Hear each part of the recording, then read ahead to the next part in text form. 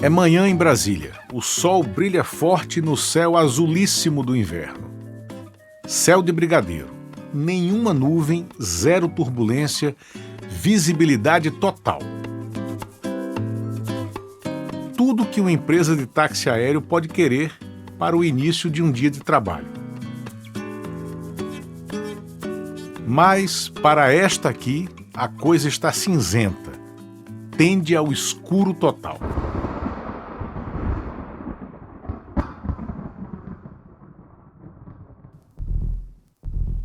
A empresa está envolvida num esquema fraudulento de negócios e de política suja. Parlamentares da CPMI de PC Farias estão em diligência no escritório dela, neste prédio de granito e vidro do setor comercial sul. Vieram buscar documentos que incriminam o empresário alagoano, o amigo do presidente da República, seu tesoureiro de campanha. Um repórter fotográfico está em frente ao prédio. Acompanha o movimento pela lente da sua Canon. Mas ele não está nem aí para o grupo de congressistas, nem para os funcionários em apuros. Está de campana. Recebeu a dica de um possível furo jornalístico. Mais que um furo, uma bomba. Mais que uma bomba, uma ogiva nuclear. Alguém vai chegar ao táxi aéreo e produzir a explosão.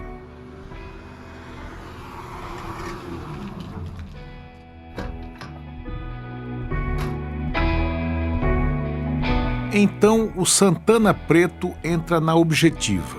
É um carro oficial. O motorista estaciona e desce. O cara é alto, quase 1,90 m. Tem a cabeça alongada e oval.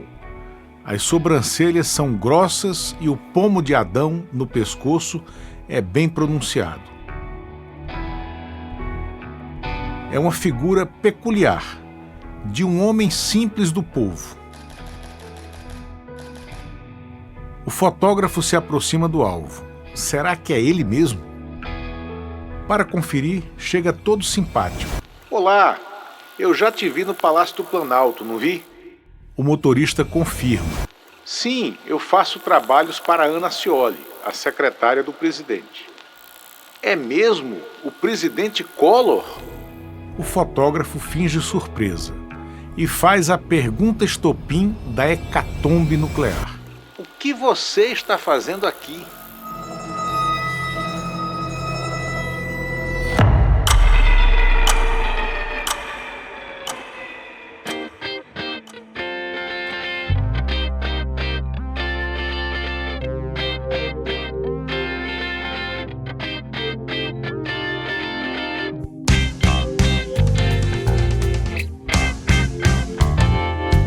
Trapaça! A saga do jornalismo na política.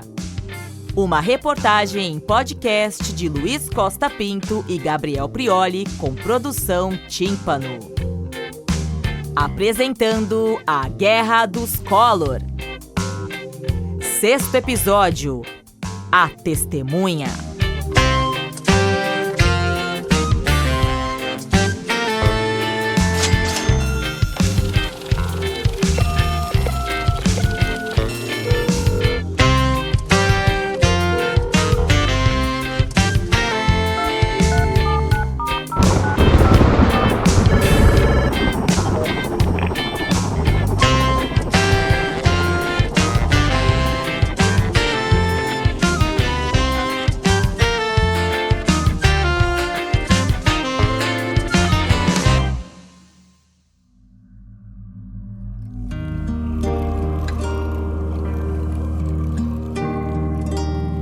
Segunda-feira, 8 de junho de 1992.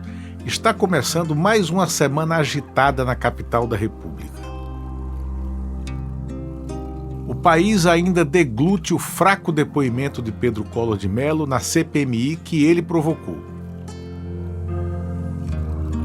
Todos esperavam que Pedro confirmasse as denúncias contra o irmão, Fernando Collor, mas ele amarelou.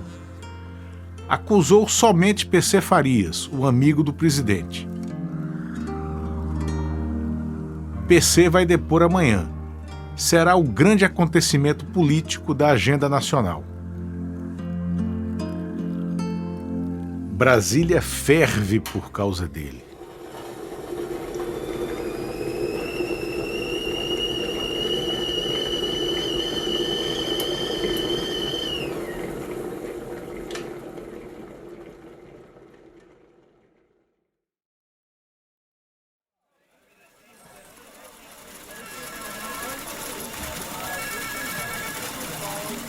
Na sucursal de Veja, eu não estou exatamente feliz com o frigir dos ovos. Depois de um mês como assunto central da revista, o caso PC Collor começou a perder espaço. Não descobrimos nenhum fato novo, e o que surgiu de mais quente no cenário, eu mesmo trabalhei para esfriar. Foi na quinta-feira passada, assim que voltei à redação, depois do depoimento de Pedro na CPI. Nem tive tempo de tomar um café. Eduardo Oineg me chamou à sua sala e me deu um documento. Recebi de uma pessoa do Palácio. Estão circulando por aí.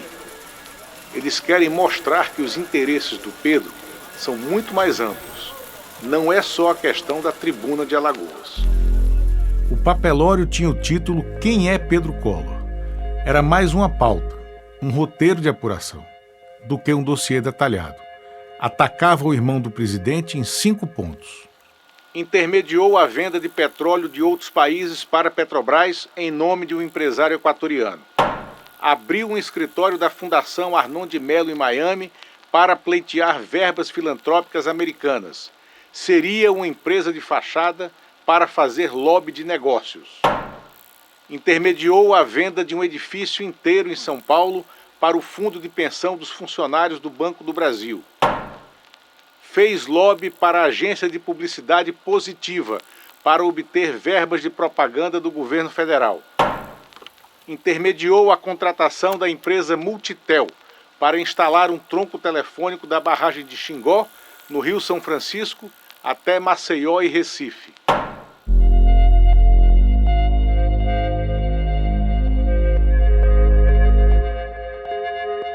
A chantagem a Pedro era clara. O governo aproveitava o mau momento dele na CPI. A tensão, o medo, o recuo. Queria desmoralizá-lo. Argumentei que não podíamos desqualificar a nossa fonte. Seria uma deslealdade, um escândalo. Implorei que a revista não publicasse, mas Oineg não podia garantir. A decisão seria tomada em São Paulo, como sempre. Eu que aguardasse e segurasse a minha angústia.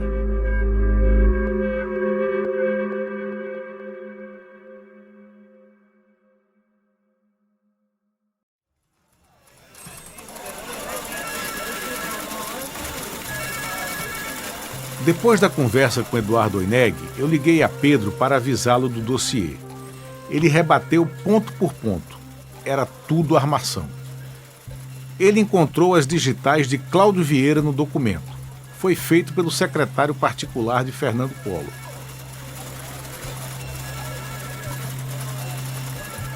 Pedro se defendeu com tanta fúria que eu o aconselhei a usar a mesma indignação com todo mundo. Orientei para responder diretamente, com ênfase, a todos que o procurassem para falar do assunto. Veja circulou sem nenhuma referência ao dossiê. 2 ou 3 acusações foram publicadas aqui e ali, em veículos esparsos. A repercussão foi ínfima. Nada que abalasse a credibilidade das denúncias.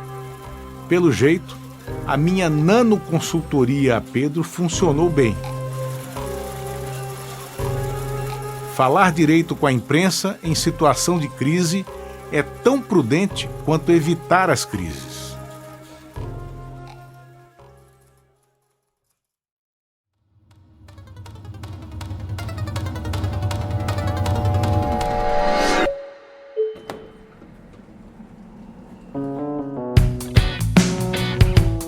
Agora, então, estamos na segunda-feira, 8 de junho, véspera do depoimento de PC Farias na CPMI, o espetáculo da semana.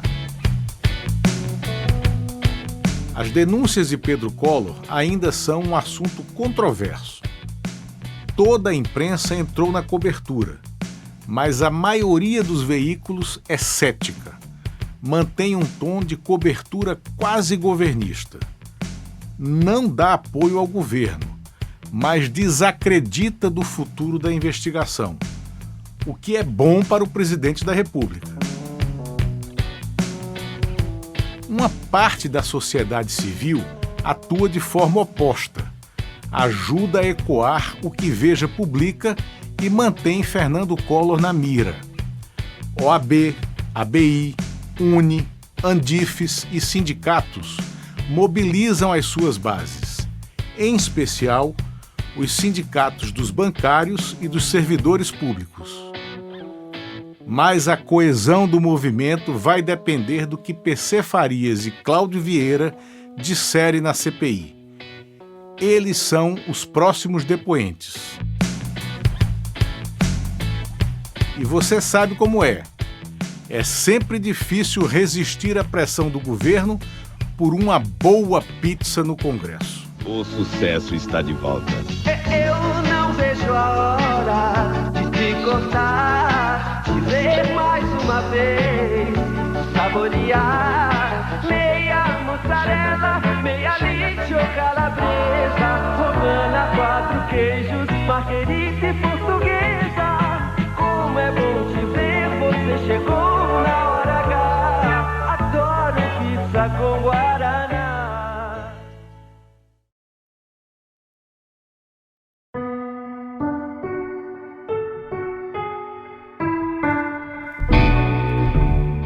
PC Farias treina forte para o depoimento. Está preparado para se defender das denúncias de Pedro Collor. Mas a oposição arma uma trapaça para ele. Nos labirintos das comissões do Congresso há um corpo excepcional de técnicos legislativos e os parlamentares estão usando o apoio deles. O senador José Paulo Bisol e os deputados Miro Teixeira e José Dirceu são advogados de ofício. Junto com 2 técnicos em legislação eleitoral do quadro da Câmara, eles mergulham nas contas da campanha de Fernando Collor em 1989. Tem a ajuda de auditores do Tribunal de Contas da União e de técnicos do Sindicato dos Bancários de São Paulo. A equipe descobre várias irregularidades na prestação de contas, que foi apresentada ao Tribunal Superior Eleitoral. A principal delas é que não há a assinatura de PC Farias em nenhum documento. Ele foi o caixa da campanha, todo mundo sabe, até porque ele mesmo diz. Mas quem assina as planilhas são Cláudio Vieira e 2 personagens ligados a ele. Os 2 com um prontuário de inquéritos que vão de tráfico de cocaína a desvio de recursos da Legião Brasileira de Assistência. Os 2, agora, trabalham no Palácio do Planalto. A conexão de PC Farias com esse submundo palaciano será a isca para ele amanhã. Fisgalo é o programa do espetáculo.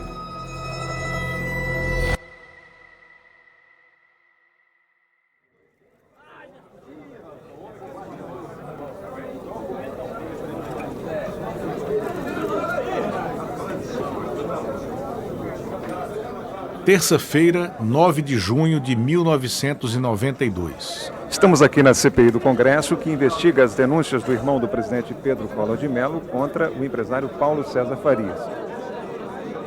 O depoimento de PC Farias está começando. Presente no recinto, a imprensa escrita, falada e televisada.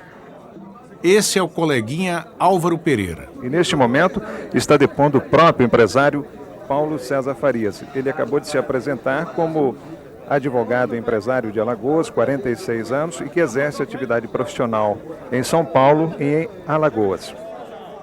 PC vai fazer uma declaração melosa, contando a sua trajetória de lutas e desfiando um rosário de virtudes.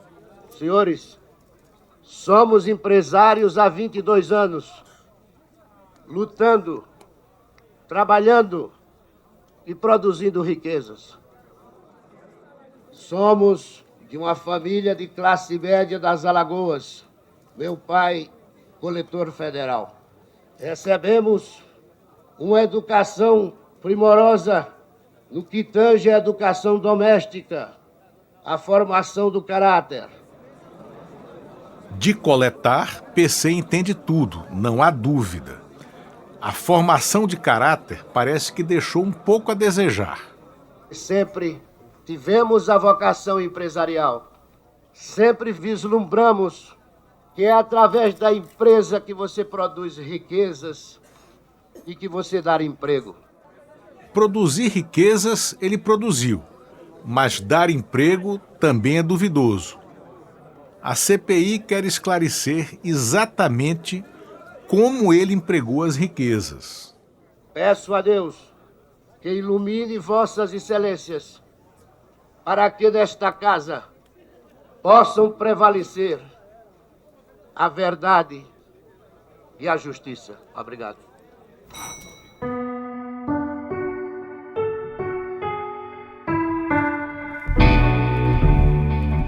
Depois da arenga de 15 minutos, começa a inquirição. O primeiro a perguntar é o relator Mirlando. O senhor... evidentemente, essa afirmação genérica que o senhor foi o tesoureiro da campanha do senhor Fernando Collor. Isso é verdade? Eu fui o coordenador financeiro da campanha, sim. E por que aparece o nome do senhor Cláudio Vieira como o tesoureiro da campanha? O senhor Cláudio Vieira era o tesoureiro oficial do PRN, do partido. E foi o partido quem apresentou as contas ao TSE. Eu fiz a coordenação financeira do global da campanha. Lando vai a outro assunto, as corretagens que PC estaria fazendo para empresários junto ao governo. Álvaro Pereira informa o país, entrando ao vivo na Globo. O empresário Paulo César Farias nega todas as denúncias feitas por Pedro Collor de Mello, que neste momento está respondendo às perguntas do relator senador Almir Lando. Ele nega que tenha feito qualquer intermediação envolvendo empresas privadas e autoridades do governo para obter ganhos financeiros. As intermediações que ele admite ter feito foram no sentido de ajudar amigos e de cumprir compromissos de campanha eleitoral. Pois é, Álvaro. PC está tão seguro e confiante que não vê nada de ilegal nesses pedidos políticos. E ainda diz que procurou resolver alguns deles como ato de cidadania. Nunca me comprometi com ninguém nos pedidos que recebi, mas são pedidos de ordem política, de toda natureza. E alguns deles até tentei resolver e o fiz como cidadão, como homem público das Alagoas, como homem que sempre entrou no processo político, que está na política desde 78, apesar de não ter mandato. O depoimento corre tranquilo para PC. A sessão está morna, como o governismo quer. A colega Délis Ortiz pode treinar em paz o que vai dizer no próximo plantão da TV Globo. Um microfone indiscreto do plenário capta o momento. O empresário Paulo César Farias está depondo há 1h30. O empresário Paulo César Farias está depondo há 1h30. Ele confirmou a CPI que investiga as denúncias do empresário Pedro Collor de Mello. Délis está acertando o tom do que vai dizer para fazer o melhor. Mas o relator Almir Lando já está bem treinado. Está fazendo o papel manso que esperam dele. Ao colocar as questões, ele mais isenta o depoente do que faz perguntas incômodas. PC se dá o luxo de fazer piada. O senhor então nega todo e qualquer acusação feita pelo senhor Pedro Collor de Mello. Nego absolutamente todas essas infâmias e essas acusações. Ao que o senhor debita essas acusações procedidas pelo senhor Pedro Collor? Senadora Milando, talvez fosse bom se pudéssemos ressuscitar Freud, talvez para explicar alguma coisa nesse sentido. O clima segue ameno, mas vai começar a mudar. O senador Maurício Correia, vice-presidente da CPI, ironiza.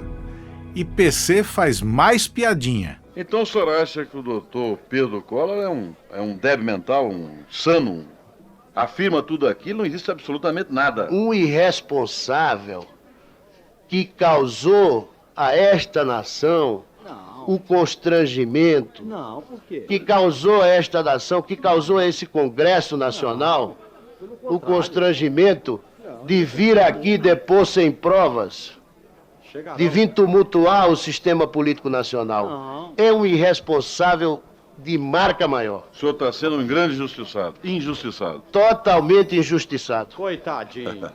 Obrigado, presidente.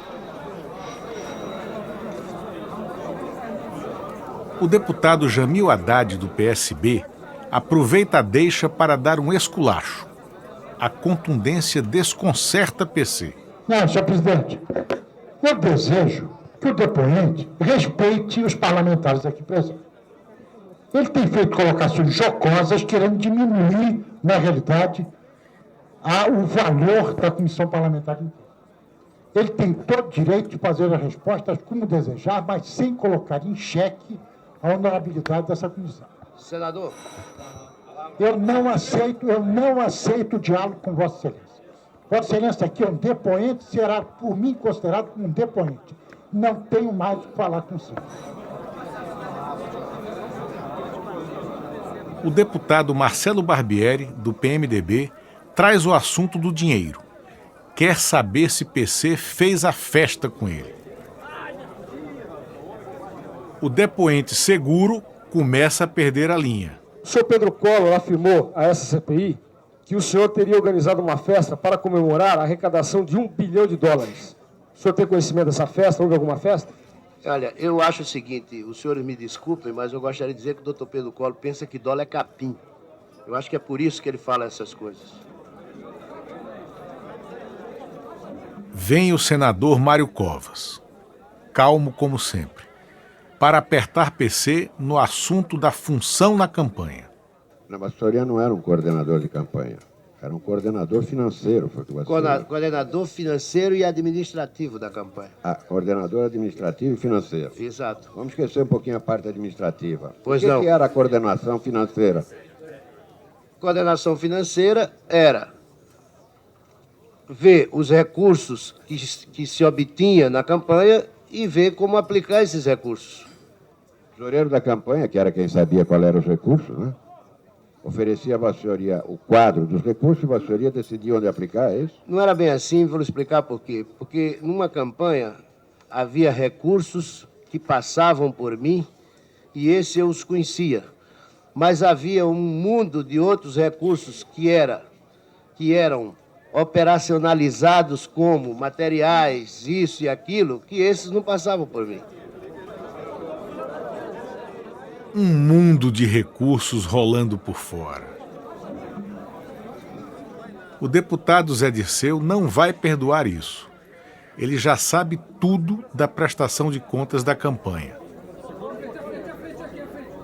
Parte para cima de PC. O senhor considera eticamente correto e do ponto de vista legal ser coordenador financeiro da campanha e não ser o tesoureiro legal da campanha?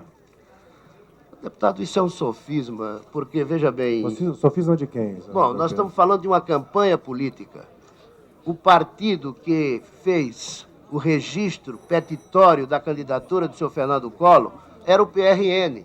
O senhor não quer assumir que foi o tesoureiro que arrecadava fundos? Onde o senhor depositava os fundos que o senhor arrecadava? Não, eu fui o coordenador financeiro da campanha. Onde o senhor depositava os fundos? O senhor não arrecadava fundos? Campanha política, deputado, quanto se gasta é imensurável. É imensurável, Vou mas não tem que declarar no TSE, não tem que estar Mas no teto? o que foi declarado, está lá declarado no TSE. Que é mensurável. Não, é imensurável sim, porque chega um cidadão, faz um serviço gráfico. Chega outro, oferece um carro. Chega outro, oferece um avião. Isso é imensurável. O outro faz 500 camisas. Isso é ilegal, camisas. doutor Paulo César Faria. É ilegal, mas a culpa... Quem são os cidadãos? Quem é o cidadão que ofereceu um avião? A culpa... É o senhor Guilherme Ribeiro? Deputado, Guilherme Ribeiro do Montenegro? Eu não conheço o senhor Guilherme Ribeiro. Deputado, se a culpa existe é da legislação hipócrita sobre campanha política que tem nesse país. Vossa Excelência devia aproveitar essa oportunidade e entrar com a legislação mais eficiente nesse sentido. A essa altura, PC Farias já está rendido. Perde o controle da narrativa fantasiosa que tentava vender. O deputado Vivaldo Barbosa fecha a arguição, dizendo que ele confessou crimes. O senhor Paulo César, senhor presidente, o depoente reitera a sua confissão de que intermediou um interesse privado junto à administração pública. Qualquer pessoa intermediar interesse privado junto à administração pública é um crime penalizado, denominado de advocacia administrativa, penalizado pelo artigo 321. Já, a meu ver, um crime confesso nessa comissão. Vivaldo arrola outros crimes de PC. Além de advocacia administrativa, ele praticou exploração de prestígio, peculato, prevaricação, crime contra a economia popular e crime do colarinho branco, fora o crime de campanha. O senhor Paulo César Farias confessou que foi o coordenador financeiro da campanha, mas não foi o tesoureiro responsável perante a Justiça Eleitoral. Isso, senhor presidente, diante do Código Eleitoral, é crime eleitoral. O depoimento vai terminando e o senador Ney Maranhão está desolado com o rumo que ele tomou. Ele é um baluarte governista na CPMI. Quer reagir antes que a oposição fature a vitória do dia. Maranhão indica aos jornalistas de rádios e TVs que vai falar no corredor. Eles vão ao seu encontro para ouvir uma fala escapista. O empresário Paulo César Farias deixou claro que há uma total falta de provas das acusações do senhor Pedro Collor. Os colegas protestam. E a falsa prestação de contas ao TSE, senador? Maranhão não tem saída. Defende o indefensável. As contas foram prestadas e aprovadas. Não há dúvidas sobre isso. Dúvida é tudo que há, senador. Nem vem. O líder governista entende que o jogo virou. A caminho do gabinete, Maranhão tira um papel do bolso do paletó. É a minuta de um requerimento que pediria o encerramento imediato da CPI. Em virtude da ausência de objeto a ser apurado, pois não há crime sem provas, nem podemos buscar provas onde não sabemos se estão. Era a estratégia combinada com o Palácio do Planalto. Melar a CPI hoje. O senador rasga o papel e joga fora. Foi a estratégia que melou.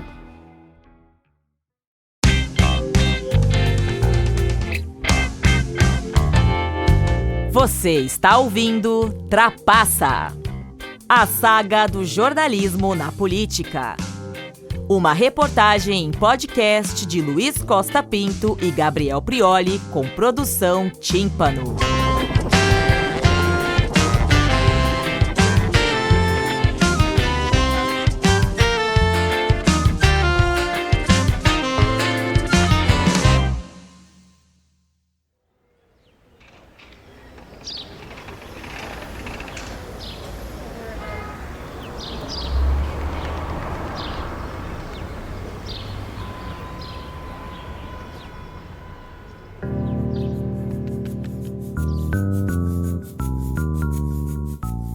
24 de junho de 1992. Setor Comercial Sul, Brasília. O repórter fotográfico Mino Pedrosa, da revista Isto É, está em frente ao prédio onde a Brasil Jet Táxi Aéreo tem escritório. A empresa que parlamentares da CPI do PC investigam por lavar dinheiro de corrupção. Mino acaba de abordar uma pessoa que pode ter conexão com o caso. A dica para ficar ali de campana, esperando o motorista compridão, ele recebeu de um araponga. O submundo da espionagem em Brasília já começa a vazar informações que podem comprometer Fernando Collor. O motorista chama-se Francisco Heriberto Freire França. E sim, ele vai comprometer gravemente o presidente da República.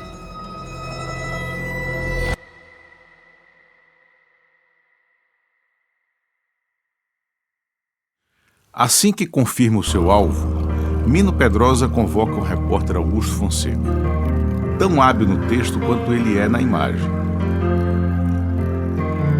A dupla vai conduzir aquilo que, nas redações, é chamado gentilmente de pau de arara. Sacudir, balançar, pressionar psicologicamente a fonte para ela vomitar tudo o que sabe.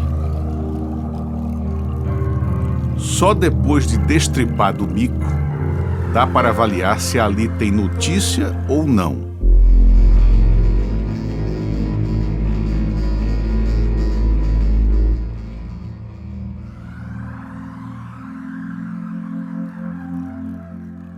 Heriberto não demora a cooperar. Canta como um sabiá do cerrado.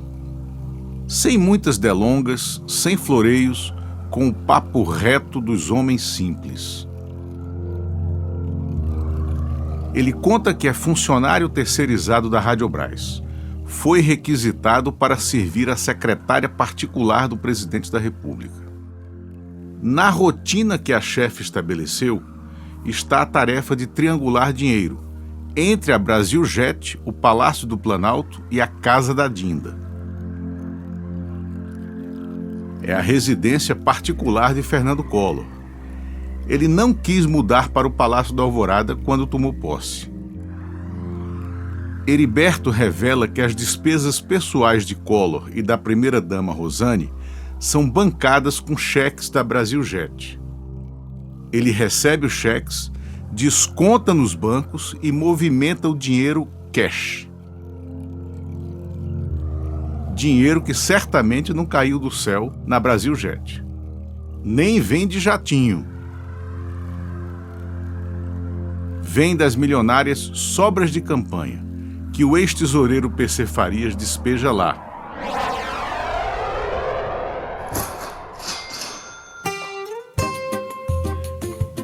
Com Heriberto França a tiracolo, Mino Pedrosa e Augusto Fonseca correm para a sucursal de Isto É. Não há tempo a perder. A revista tem um parque gráfico mais acanhado que o de Veja. O sistema de distribuição é pior, por isso os prazos de fechamento são mais apertados. A sucursal é chefiada por uma figura que o Brasil conhece de várias formas. O baiano João Santana é um jornalista astuto e bon vivant, que curtiu os anos 70 com os ícones de sua geração, Caetano, Gil, Bethânia, Gal. Ele fez parte do grupo Bendegó. Teve canções gravadas por Amelinha, Diana Pequeno e Jorge Alfredo. E foi parceiro de Moraes Moreira. Mais tarde, João Santana será marqueteiro. Fará campanhas para Lula, Hugo Chávez, Dilma Rousseff e vários outros. Vai se enroscar na Operação Lava Jato.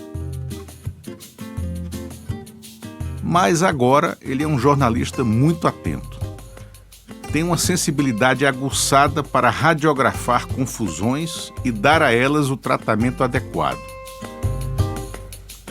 João Santana e os repórteres entrevistam o motorista na redação, detalhadamente. Gravam tudo como manda o manual de prudência. Depois organizam a apuração complementar. Para a concorrência não localizar Heriberto, João faz o que eu não pude fazer com Pedro Collor. Tira a fonte de circulação. Ele despacha o rapaz para a fazenda de um amigo, no interior da Bahia, com ordem expressa de ficar lá até a revista circular. Isto é, consegue o fato novo que a Veja persegue há dias. Por que o Araponga vazou para eles e não para nós? Isso é um mistério. Não é ainda uma prova cabal do envolvimento de Fernando Collor no esquema PC, mas é quase. É um enorme furo. Eles têm uma testemunha.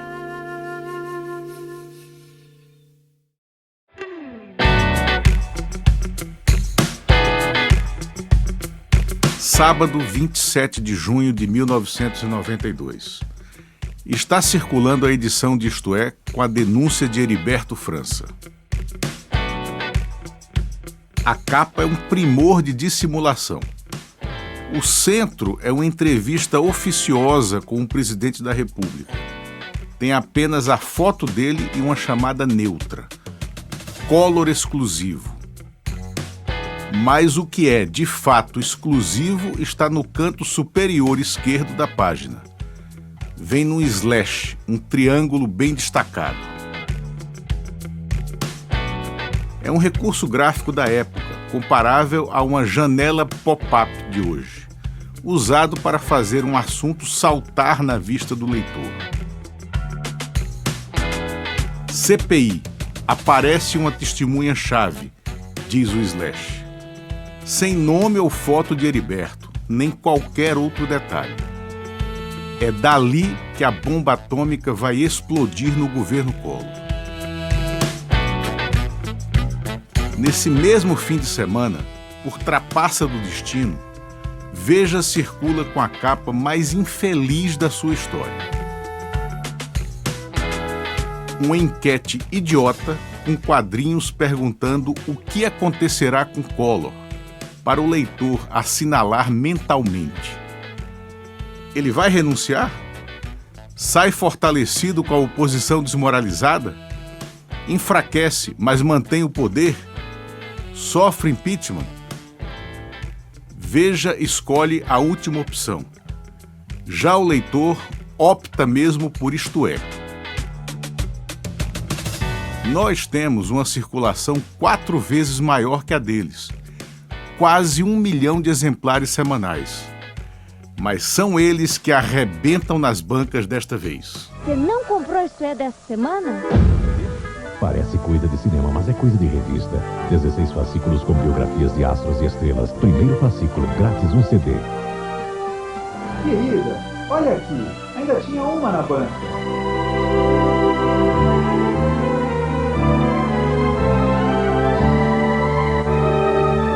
Mil que fizeram 100 anos de cinema. Toda semana na sua Isto É. O clima está pesado no Palácio do Planalto. Os reveses se acumulam.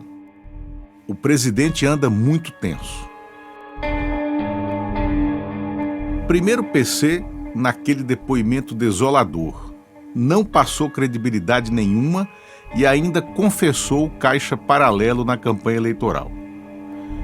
Foi devastador para Collor, que se elegeu com discurso de moralização da política. Na sequência, o Cláudio Vieira. Seu secretário foi à CPI no dia seguinte a PC e também complicou. Confirmou as intermediações de negócios envolvendo gente do governo. E envolveu seu cunhado, embaixador Marcos Coimbra. Depois, o presidente da Petrobras acusou o esquema PC de agir por lá. Um empresário denunciou que ele atuava também no Ministério da Saúde. O piloto-chefe da Brasiljet, testa de ferro de PC na empresa, foi convocado pela CPMI.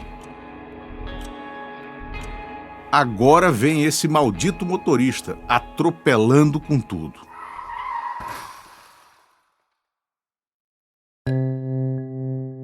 Pior ainda para Fernando Collor é que o seu governo está se dividindo. Um grupo de ministros se distancia do núcleo central do poder, liderado por Célio Borja, da Justiça, e Marcílio Marques Moreira, da Fazenda. Eles não pedem demissão, mas não vão obedecer sempre o comando palaciano. Depende do que comandar. Eles se autodenominam ministros éticos. Logo, quem permanece integrado ao grupo de confiança de Collor é antiético. Na melhor das hipóteses, é aético. Não tem ética nenhuma. Collor não pode demitir os rebeldes. Está enfraquecido. Se fizer isso, o governo cai antes de serem disputadas as batalhas fundamentais no parlamento. A hipótese de impeachment começa a correr a boca miúda. Todos acreditam que será um processo longo e sinuoso, e ninguém arrisca um prognóstico. Afinal, trata-se de algo inédito em todo o mundo.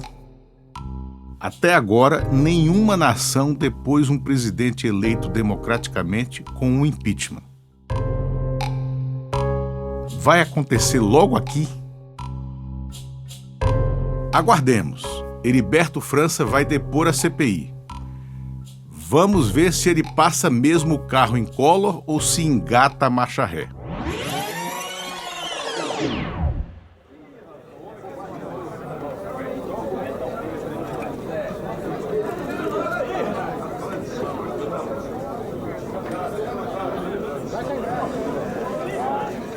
Quarta-feira, 1º de julho de 1992.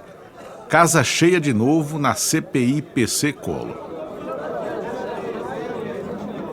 Quem está sentado na mesa dos trabalhos é o cidadão Francisco Heriberto Freire França, cearense da cidade de Pedreiro, morador do Distrito Federal.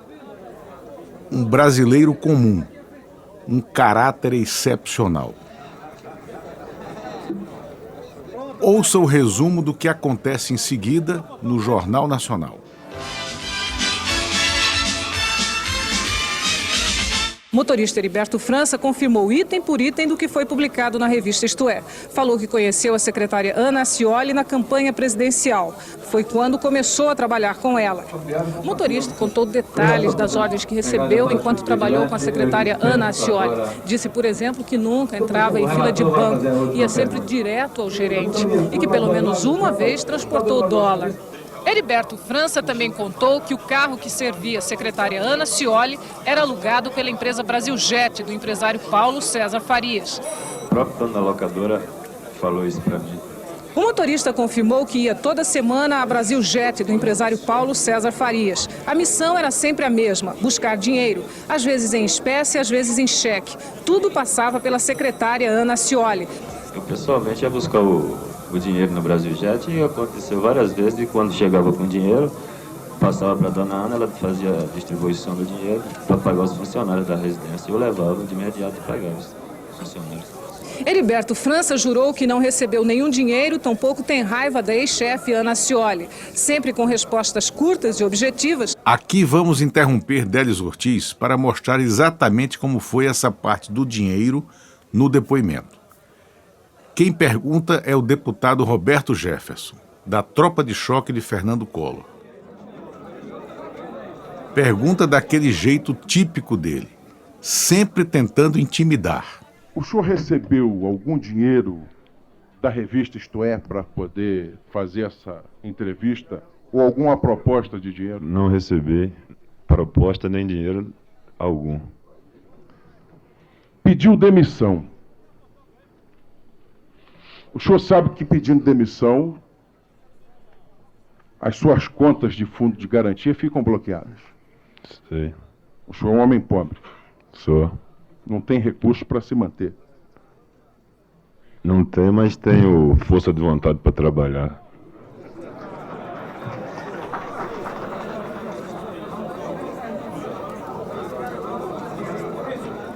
Não é a única lambada que Jefferson toma de Heriberto. Antes dessa, o motorista mandou outra ainda melhor. Infelizmente não temos, nos poucos arquivos de áudio disponíveis. Mas eu te conto. Jefferson perguntou quais eram as motivações do motorista para fazer a denúncia que fez. Sou patriota, ele disse. Só isso? Insistiu Jefferson. Então Heriberto mandou-lhe a voadora. E o senhor acha que isso é pouco? Cabra valente esse Heriberto, virado no trovão. Desde que fez as primeiras declarações, o motorista Heriberto Freire França está escondido na casa de amigos. O endereço ele não contou para ninguém, nem mesmo com a insistência de alguns parlamentares, durante a sessão secreta que durou meia hora. O motorista deixou o Congresso Nacional escoltado pela Polícia Federal.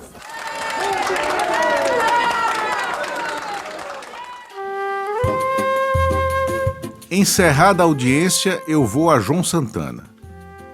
Até aquele momento, Heriberto França não falou com nenhum outro veículo. Eu peço acesso a ele. Claro, rapaz. Vem almoçar lá em casa. Ele vai almoçar conosco. Você é meu convidado. João Santana responde assim, receptivo e simpático, mas é trapaça. Eu vou desarmado e sozinho. Acho que será um almoço a 3, ele, eu e Heriberto. Mas não exatamente. Toda a sucursal de Isto É está lá. Os lugares estão definidos na mesa retangular. João e Heriberto numa cabeceira, eu na outra. Entre nós, 6 repórteres, 2 fotógrafos e a esposa do anfitrião.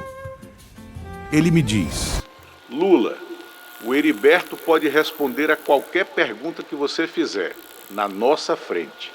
Não é, Heriberto? O almoço é uma celebração e eu fui convidado para mastigar e engolir a minha derrota. Ali, em frente aos concorrentes, para dobrar a vitória deles. Eu tomo ar, olho para cima, mordo os lábios, busco as palavras enquanto bebo um pouco d'água. A raiva que sinto é nítida. Minhas mãos tremem, eu derramo água sobre meu prato. No semblante de João Santana há um sorriso de escárnio, mas eu entro no jogo. Heriberto, eu começo. Nós, em Veja, achamos excelente você ter falado com a Isto É. Digo isso do fundo do coração. Estava se tornando uma briga pessoal nossa contra o governo. Collor estava começando a virar o jogo.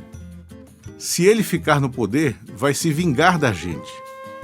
Parabéns, muito bom você ter escolhido a concorrência. Mino Pedrosa não se contém. A frieza e a educação nele são inversamente proporcionais à sagacidade de repórter. Vai se fuder, Lula. Ele não escolheu a gente. Nós é que o encontramos. A irritação do fotógrafo me dá o prazer de marcar ao menos um gol de honra. Transformo 7-0 em 7-1. Foi um contra-ataque combinado com Eduardo Oineg. Ele tinha certeza de que tudo transcorreria exatamente daquela forma. E nós preparamos a resposta. Daí em diante, nunca mais falarei sozinho com Heriberto. Antes de me receber, ele sempre convocará alguém da concorrência para acompanhar a conversa. Mas ok, estou vingado. Trapaça com trapaça se paga.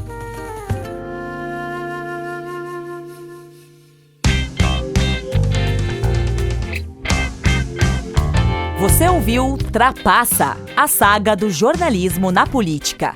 Uma reportagem em podcast baseada na série de livros de Luiz Costa Pinto. Realização da Plataforma Brasília com produção Tímpano Áudio Design. Narração Luiz Costa Pinto. Adaptação e roteiro Gabriel Prioli.